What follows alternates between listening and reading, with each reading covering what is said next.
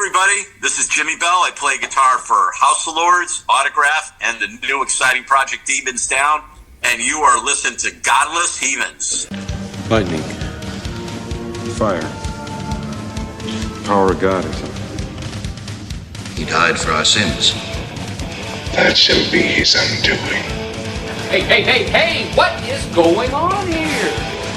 Shocking. Positively shocking. That's just funny. Fuck you. I love it when a plan comes together. Hey, come here. Hi. God damn it. Okay, now, if by any chance I get, flustered, when I'm hurling through space, and pull the red one first. Oh, then you're gonna wind up looking like a well-done chili burger. They're gonna have to shovel you into a coffin. Find and fulfill your destiny. You bastard. Drop dead! Item 2 request. You remember one thing. You screw up just this much, you'll be flying a cargo plane full of rubber dog shit out of Hong Kong. I'm Larry. Fuck off, Larry. Hey, this is Dr. Vincent West. Got a real special guest today. We've got guitarist Jimi Bell, Autograph, House of Lords, Demons Down is the newest project he's got out here, but we're going to talk about everything with him here today. Jimmy, thank you for taking the time to do this today. I appreciate you. Oh, it's my pleasure, Vincent. Thank you so much for having me. Once again, I'm sorry for being a little late. No apology necessary, man. Thank you for doing this. I'm a huge fan of your work. So I guess to start off, can you talk about how you got involved with Autograph? Oh, sure. That's great. I kind of knew the guys. I had a friendship. I went to see them matter of fact, this band I play with, Max Explosion, which is Chris and BJ that used to be with me in House of Lords, but they're the rhythm section for Dokken now. Nice. So we had this project called Max Explosion that we did when House of Lords wasn't touring. We had this opportunity. Autograph was coming around to this area, and we opened for them.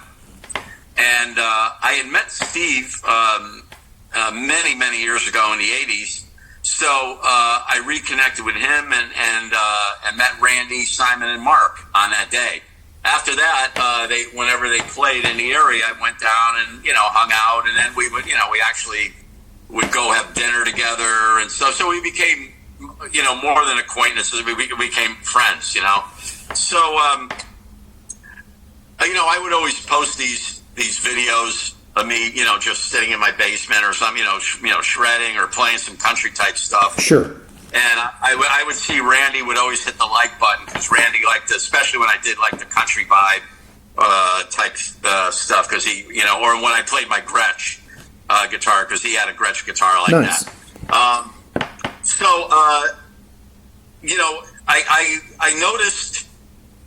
I noticed in June, or maybe it was in May, I saw this little thing.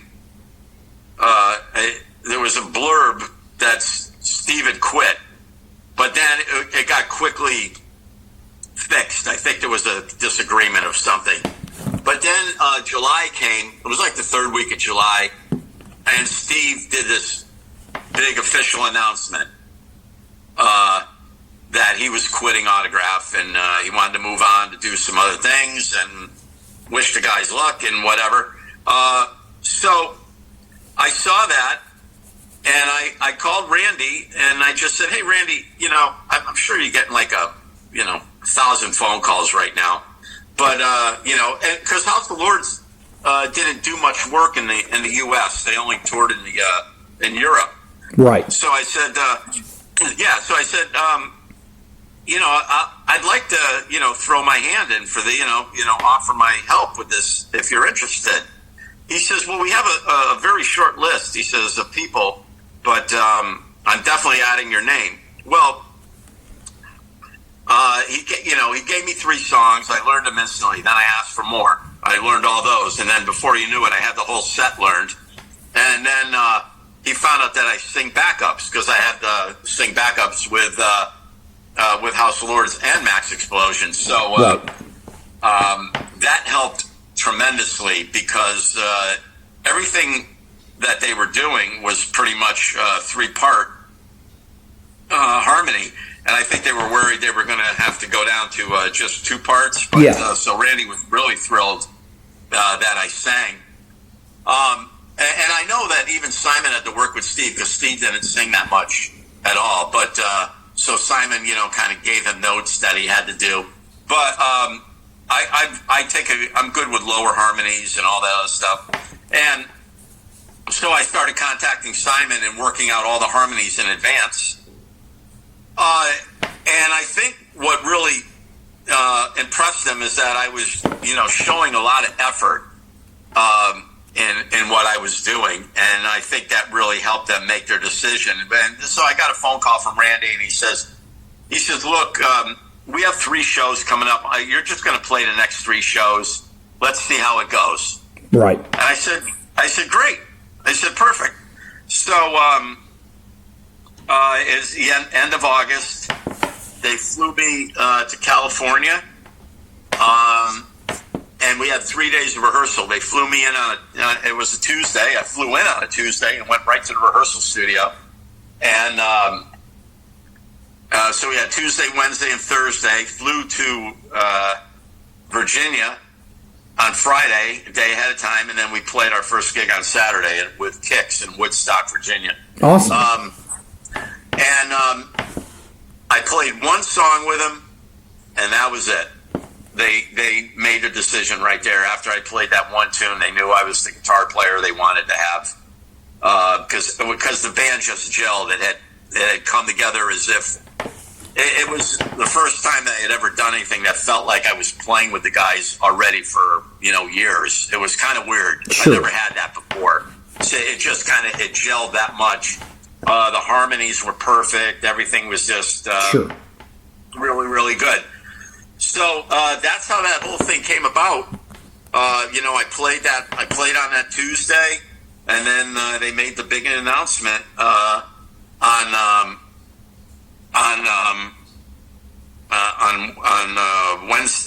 Wednesday. Right. And man, the internet blew up like crazy on that. I'll never forget that day. It was pretty wild. There was posts everywhere. My personal pages and everything. Thousands of people were just like thrilled about it.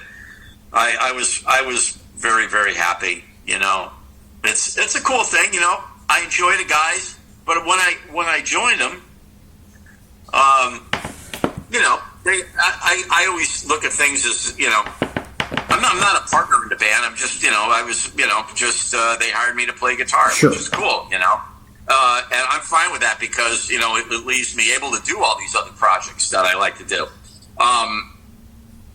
But I told them that I wanted to write music. I said, listen, I don't mind playing the old stuff, and I really liked a lot of the stuff from the Get Off Your Ass album that they were playing already. So I was happy they had that into the set, as opposed to just some of the old classic tunes. Right. Because honestly, I wasn't really that familiar with Autograph other than Turn Up the Radio, which is mostly what everybody is. But I remember hearing Blondes and Black Cars. I think I knew that song. But other than that, all the songs I was learning for it were all kind of new to me. But when I was learning, I did enjoy what they did on the Get Off Your Ass album. So I told them that I wrote a lot of music and I could do some stuff for the band. So I started sending them ideas and they loved it. So we did 1 song that got released on the EMP label, Souls on Fire. Right. That was kind of one of the first things that we did. And then we kept writing a little bit more, and then as weird as things are, when I got the phone call about the Demons Down project, right, that's how the whole thing started with Autograph as well. So here they are talking to me about Demons Down, and they just happened to mention, what are you doing? Are you still with Autograph? And I said, yeah, I'm playing guitar for him. He says, hey, you got any material? So it was one of those type things. So, that's how that led. So here I am. It's strange. I'm writing songs for the House of Lords record, the Saints and Sinners record. Now I'm having to start writing for the Demons Down record, and I'm writing for Autograph at the same time. So it's like I've got this wide scope of stuff I'm trying to do. 3 album projects all at once. But I take the challenge. I'm all right with that. So with Autograph, I loved Randy. Randy? Yeah. What an amazing guy. And then some of the other guys, I've never, had them on the podcast or whatever, but Steve acts like he doesn't want to talk or have anything to do with anybody.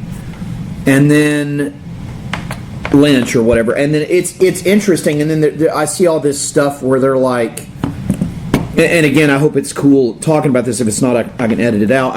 It seemed like they were going after you guys, and I'm like, goddamn, that Randy was the one keeping it going, Like, yeah. And it's really infuriating to me as a fan, because I've been a fan since I was in like middle school, elementary school, and middle school of Autograph, and to see them do that when Randy was the one, and you guys, working with Randy, carrying on the legacy, I thought that was really shitty. Yeah, like I said, this is like a fight between Simon, Mark, and, Simon and Mark have been, well, let's put it this way. First off, Simon got into the band 10 years ago. He was brought in by Steve Keeney, right, the original drummer, and Randy. When they decided to do the reunion, Steve Plunkett didn't want to have anything to do with the band, still doesn't want to. Right. He's done with it. He has his own. He doesn't need Autograph. He does completely great on his own without that nightmare. Sure. He's very happy. He's doing. He makes good money doing whatever he does, and it's just not anything that he needs. He doesn't want to go back out on the road and do all that type of stuff. Right. So Simon was in it for a long time. Then of course Keeney passed away. And then Mark came in. So, Simon and Mark have, 10 years invested of their life into that. Me, right. I've got 3.5 years, but those guys are partners in the business. They were partners with Randy and Steve, and, it was that type of thing. But Steve, when Steve gave us notice, it was just, he made it very clear he didn't want to have anything to do with it, and he left. Right. But I'm one of these guys that was like, all right, so he left to do another project.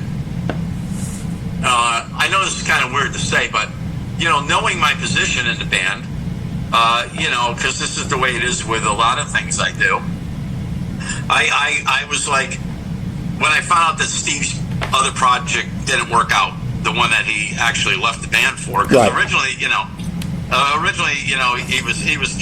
was saying that he didn't want to do it because of his hands, he couldn't do it exactly, but I mean, Steve's whole technique is two-handed tapping, for the most part, so he was going to have the two-hand tap technique, two-hand tap in whatever project he was doing. He just wanted really a change, and I don't blame him. Every musician wants to try and move on and do a few other things, so it's it's not a bad thing. But it's just, when Simon, I was always at the point where, after I found out that the project wasn't, that it didn't work out, I was always kind of sitting, just waiting for my phone to ring and say, hey, Jimmy, I'm sorry, you're doing a great job, but, Steve wants his gig back, Right. I was ready for that, Sure. I was always saying, well, that could happen, because he's not doing anything right now, but it never did. He never called Randy. He never called the guys. He never did anything. It wasn't like that. And I guess what the really odd thing is none of this craziness happened till Randy died. Oh, I know. Yeah, I know. Yep. It was like the day after. It was like, are you kidding me? It was like, wow, So. And you guys and Randy, for me as a fan, you guys were the ones keeping everything going. Like but it just blows my mind. Like, and I'll tell you this, and again, I'm not trying to be weird or anything, but like, I was at a fucking Buccaneers game and tried to get my picture with him, and he was a fucking asshole. It's like the guy doesn't even appreciate where he came from. Like, it just blows my mind. Like, and then he goes after you guys, and Randy was the one keeping, you guys and Randy, but Randy being an original member, keeping the band going. It's like, what is your problem, dude? Randy, you know what the thing is that I got to be honest. Randy loved the band regardless of what's going on. Some of the circumstances of what's going on are even more mind blowing between Randy's ex and everything. It's absolutely heartbreaking. But Randy loved this version of Autograph. I have text messages from him thanking me for coming in. He says, I love working with you. Thank you. Because I was just, I'm a low key person. I'm very easy to get along with. I do my job. I go up, I play, I write songs. I don't give anybody a hard time. That's just my personality. Sure. And Randy loved him. Randy and I had become best of friends. We really did. To see Randy go as fast as he went, absolutely, destroyed me. It devastated me. But the thing is, I'll tell you, not a lot of people know, is that right from the very beginning, even when when I was rehearsing in California with them, Randy was never at his healthiest because, I think it was a little bit prior to that, he had some heart operation done. Oh, wow. Yeah, he had something. So even though he was great still, he was never like 100%. So I would catch Randy not feeling well a lot, getting sick, vomiting, and, not eating right. He was on, it could have had a lot to do with whatever medication that he was on. Sure. And as a matter of fact, it did, because they had to straighten out his medication a couple times. He had gotten very thin for a while. Then he started putting back on some weight, which was good once they changed a couple things. But, there was a lot of times that Randy was off.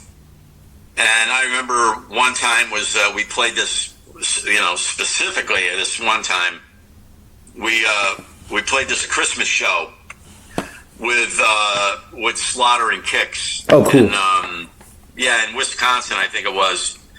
And Randy's always one of the first people downstairs when it's time to go, get back, get to the airport and everything. And we're all down there, and Randy's not down there. And I'm going, Simon, something's wrong. I go, Randy's always one of the first ones down. So we called him, and he would say, I'll be down a bit, So Simon went up, and Randy wasn't doing too well. So he gets in the vehicle. We get to the airport, and Randy's got to sit down.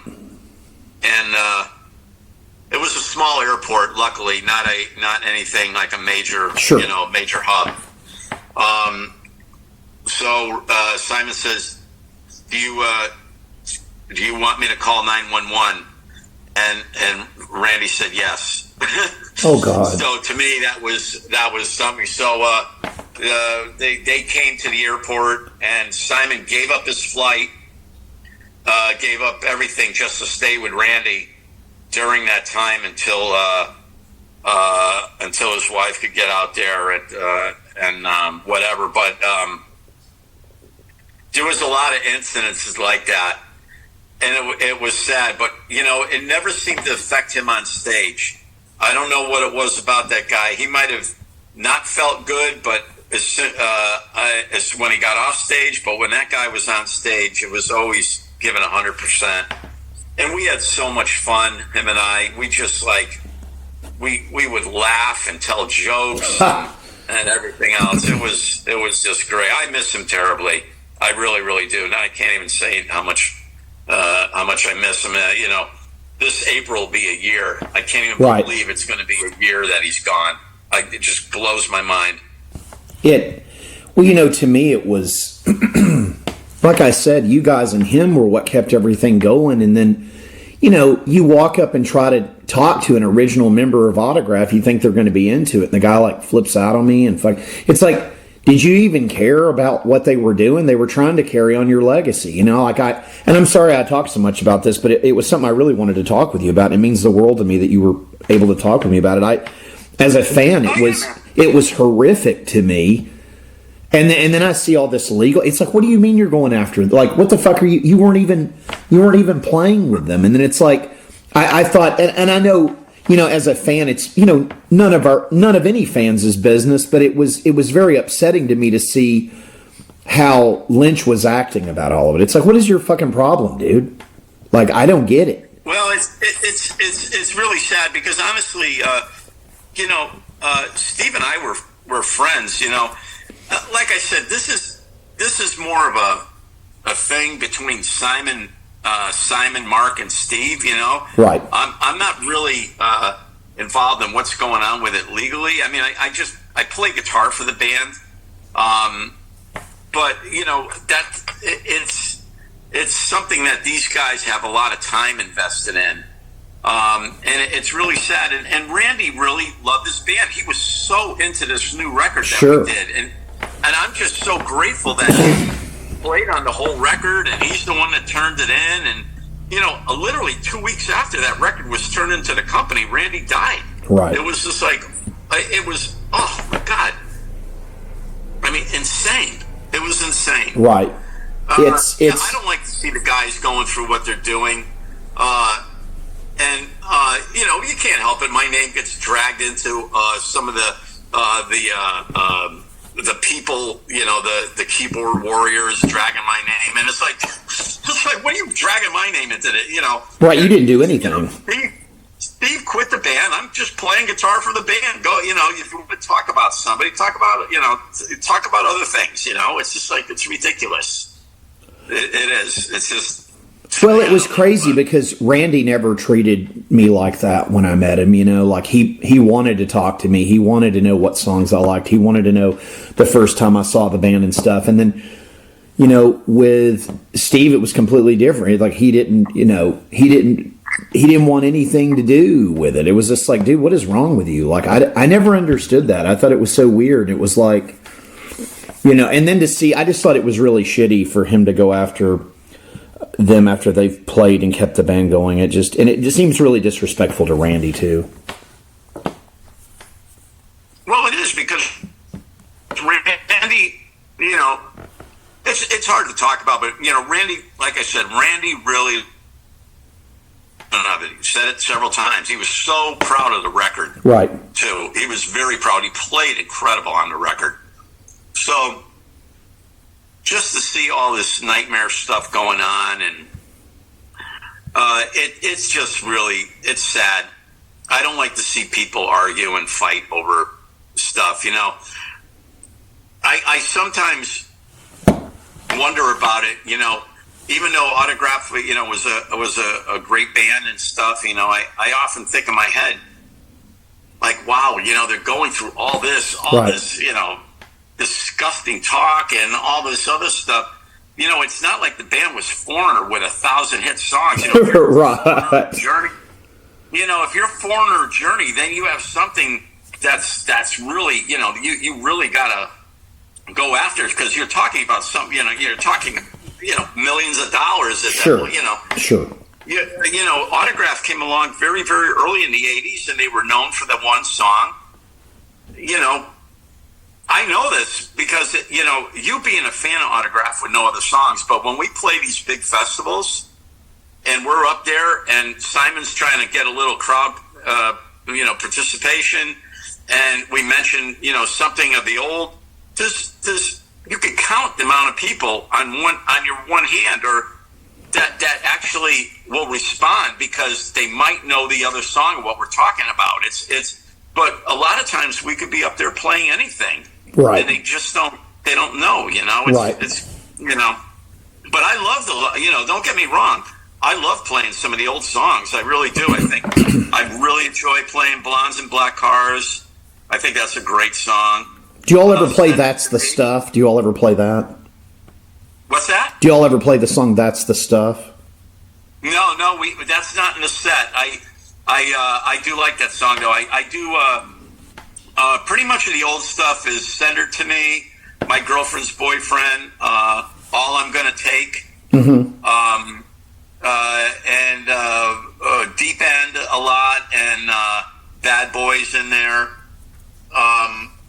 But then don't forget they have all the songs from the Get Off Your Ass, and then now we play like 3 of the songs off the other records. So we're just trying to do a good mix, right, of stuff. Hey, it's I wish them luck. Whatever whatever Simon and Mark and Steve are going through. It's very difficult for me to sit back and watch, but it's one of these things. I have to move on and keep moving forward musically, which is why we have Demons Down. Dude, this record is so good. When did you and Chuck start Demons Down? Say that one more time. I'm sorry. When did you and Chuck start collaborating? The first time you and Chuck write? This is it. This is the first time. I've never. It's incredible, dude. It's incredible. This record's great. I never, all the years that I've been in House of Lords, I had never met any of the other original members, and I didn't meet Chuck until I was in Autograph and Quiet Riot was playing. We were playing a show with Quiet Riot. Oh, cool. And actually, it was my second show with Autograph, Rocktember. It was called, Rocktember. Forgot exactly, somewhere in Minnesota, I believe. And Quiet Riot was on the bill. It's a 3-day festival. Sure. So that was my first meeting with Chuck Wright, and then we did a few shows after that. And it was really strange because I played in, I want to say Detroit, somewhere or something, Ohio. Sorry, it was Ohio. Nice. We were doing a show with it was us and Winger, and Quiet Riot was at the same festival but outside. They were doing an outside thing. Nice. And that was the day that Chuck maybe not that day, but that was when Chuck had found out that they were replacing him in Quiet Riot. And I'll never forget, because I had heard something about it, and I said, no, they're not going to replace Chuck. I said, first off, Chuck is actually an original member from Quiet Riot. Yep. He was in it way before Rudy was, yep. And I said, no, they're not going to. And sure enough, when I found out, I was really shocked. So Chuck and I actually had breakfast together, and we were talking about it. And we had just we had become very, pretty good friends that day. He was sending me some music while I was in my hotel room, and because he was working on a solo album already. Right. And so I, we always say, I'd love to work with you at some point. Well, I had no idea what was going to happen. So when the Demons Down thing came about, when I got a call from Mario from Frontiers, and right. He's telling me about the supergroup. He's saying, well, I'm putting together another supergroup project. You're familiar with it. He's like, Revolutionary Saints, Black Swan. Sure. All these other ones that they have. And I said, yeah, I love them. And he says, we want you to be involved in this. And I said, oh, definitely. But I had no idea who was involved. So it was one of these things that all of a sudden it was he tells me that Chuck Wright and Ken Mary are going to be in it, and I went, oh my God, how cool is this? Yeah. The original House of Lords rhythm section, along with the guy that from the newer House of Lords. It's amazing. So I said, okay, I understand what they're doing. So that's what that's how the whole thing came about. One of those things. Now, and, it's amazing. The record's great. I appreciate it. I love the project. working with Alessandro, he's just absolutely incredible. Yeah, I sent him a bunch of stuff, and he loved it. He started writing on it, and I forgot how many tracks I actually have on it because there's other writers on there as well. But I played lead on everything. Amazing. I think I have 5 songs of mine on there, and then fuck yeah. There's only one song that I didn't do a solo on. I think Francesco did it, but man, isn't James an amazing singer? Like, oh my God, that voice that he has, incredible. I'm blown away with it. I've never, to me, he's got the power of Ronnie. I love Ronnie James Dio. I'm a huge fan of Dio. So he's got this power that reminds me of Dio, this aggression and everything. And I was just, when I heard how I Stand came out, because that was the first song they sent me. And I was just like floored. I went, I couldn't wait to play it for my wife. I go, you got to hear this guy singing. You got to hear it. Awesome. It's great. Yeah, the record's great. As far as doing records like this, in between doing obviously House of Lords and then, Autograph, are y'all going to plan to do another Demons Down type thing or maybe another project? Yeah. I want to tour with them. Oh, fuck yeah, that would be great. Yeah, I want to, if they would, I actually mentioned it to the guys. I said, guys, this is, it's so weird. I got to tell you, here I am. I was just telling somebody else this. It's, here I am. I just turned 65. Happy birthday. January 31st, I turned 65. And I have people telling me this is the best project of my entire life. And I'm going like, isn't that weird that somebody's, people are telling me this? I mean, I'm getting so many compliments on this project, on Demons Down. It's really good. It's like, wow, okay. I'll take it. Never too late, It's a wonderful record. Kids, pick up Demons Down, I Stand, from Frontiers. It comes out March 10th. Jimmy, I can't thank you enough for doing this. I hope we can do this again sometime. Absolutely, my friend. Anytime. I'll talk to you soon. Awesome. Thank you so much. Take care. Cracker Jack timing, Wang. Total concentration. You ready, Jack? I was born ready.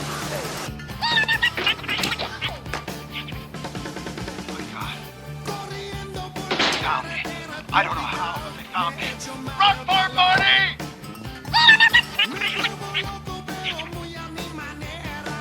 Oh my God. They found me. I don't know how, but they found me.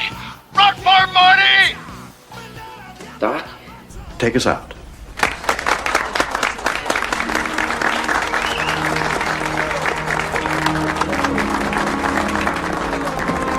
Ready, good sir. Brought a tear to my eye. I'll be quiet.